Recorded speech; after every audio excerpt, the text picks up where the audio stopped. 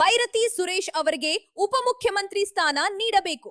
ದಿನ್ನೂರ್ ವಾರ್ಡಿನ ಜಿಬಿಎ ಚುನಾವಣೆಯ ಪ್ರಬಲ ಆಕಾಂಕ್ಷಿ ಹಾಗೂ ಆರ್ಟಿ ನಗರ ಬ್ಲಾಕ್ ಕಾಂಗ್ರೆಸ್ ಪ್ರಧಾನ ಕಾರ್ಯದರ್ಶಿಯಾಗಿರುವ ಶ್ರೀ ಎಂ ನಂದೀಶ್ ಕುಮಾರ್ ರವರ ಆಗ್ರಹ ಬೆಂಗಳೂರು.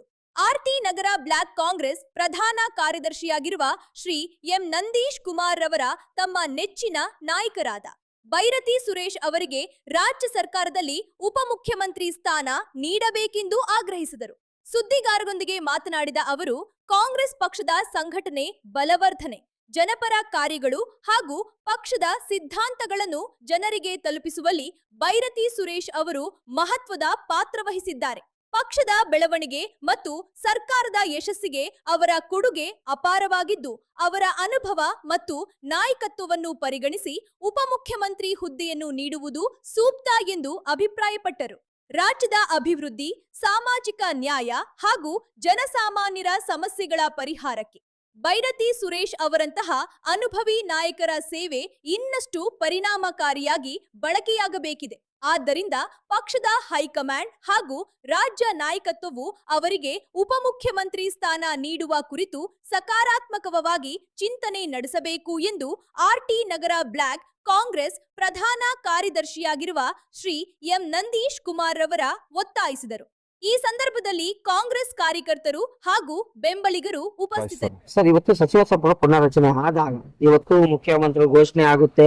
ಘೋಷಣೆ ಆದಾಗ ಸಚಿವ ಸಂಪುಟದಲ್ಲಿ ಎಷ್ಟು ಕ್ಯಾಬಿನೆಟ್ ಸಚಿವರು ತಗೋತಾರೆ, ಆದ್ರೆ ಎಷ್ಟೋ ಜನ ಕೈ ಬಿಡ್ತಾರೆ. ಎಲ್ಲಾ ಕ್ಷೇತ್ರದಲ್ಲೂ ಅಸಮಾಧಾನ ತಾಂಡ ಆಡ್ತಾ ಇದೆ. ಇವತ್ತು ನೋಡಿ, ಹೆಬ್ಬಾಳದಲ್ಲಿ ಎಲ್ಲೋ ಸುರೇಶ್ ಅನ್ನ ಕೈ ಬಿಡುವ ಮುನ್ಸೂಚನೆಗಳು ಹೈಕಮಾಂಡ್ ಸಹ ನೀಡಿದೆ.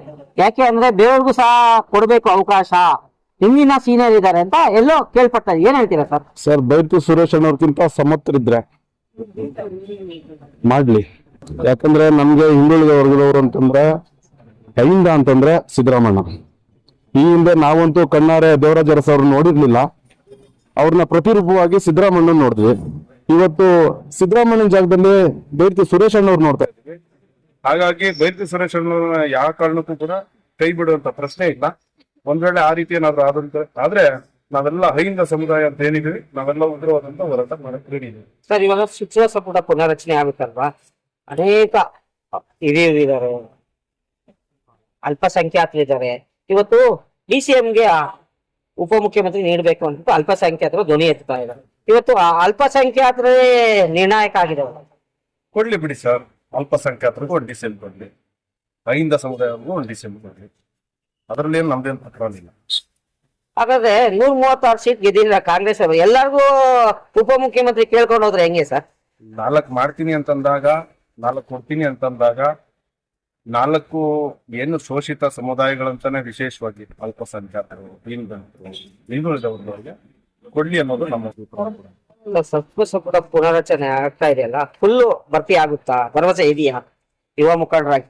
ಇದೆ ಸರ್. ರಾಜ್ಯದ ನಾಯಕರುಗಳು, ನಮ್ಮ ಕಾಂಗ್ರೆಸ್ ಹೈಕಮಾಂಡ್ ಸೂಕ್ತವಾದಂತ ತೀರ್ಮಾನ ಯಾರ್ಯಾರಿಗೆ ಅವಕಾಶ ಕಲ್ಪಿಸ್ಕೊಡ್ತಾರೆ. ಅದನ್ನು ನಾವು ಬೈರತಿ ಸುರೇಶ್ ಅವರ ಪರವಾಗಿ ನಗರಾಭಿವೃದ್ಧಿ ಸಚಿವ ಜೊತೆಗೆ ಡಿಸಿಎಂ ಹುದ್ದೆಯನ್ನ ಅವ್ರು ಕೊಡಬೇಕು. ಅವ್ರು ಕೊಟ್ಟಾಗ ಮಾತ್ರ ನಮ್ಮಂತ ಶೋಷಿತ ಸಮುದಾಯದವರು ಅಭಿವೃದ್ಧಿ ಹೊಂದಕ್ಕೆ ಸಾಧ್ಯ ಅಂತ ಹೇಳಿ ಈ ಮುಖಾಂತರ ಕೋರ್ಟ್ ಆದೇಶ ನೀಡಿದೆ, ಸ್ಥಳೀಯ ಮಟ್ಟ ಚುನಾವಣೆ ಆಗಸ್ಟ್ ಒಳಗಡೆ ನಡೆಸಬೇಕು ಅಂತ. ನೀವು ಪ್ರಬಲ ಆಕಾಂಕ್ಷಿ ಇದ್ದೀರಾ, ಏನ್ ಹೇಳ್ತೀರಾ ಸರ್? ಆಗ್ಬೇಕು ಸರ್, ಎಲೆಕ್ಷನ್ ಆಗ್ಬೇಕು. ಯಾಕಂದ್ರೆ ಎಲೆಕ್ಷನ್ 2015 ಇಸ್ವಿ ಆಗಿದ್ದು, ಸುಮಾರು ಒಂದು 11 ವರ್ಷ ಆಗಿದೆ. ಸೊ ಹಾಗಾಗಿ ಆದ್ರೆ ಶಾಸಕರ ಮೇಲೆ ಒತ್ತಡ ಕಮ್ಮಿ ಆಗ್ತದೆ, ಇನ್ನೂ ಅಷ್ಟು ಅಭಿವೃದ್ಧಿಗಳು ಮಾಡಬಹುದು ಅನ್ನೋದು ನನ್ನ ಅನಿಸಿಕೆ.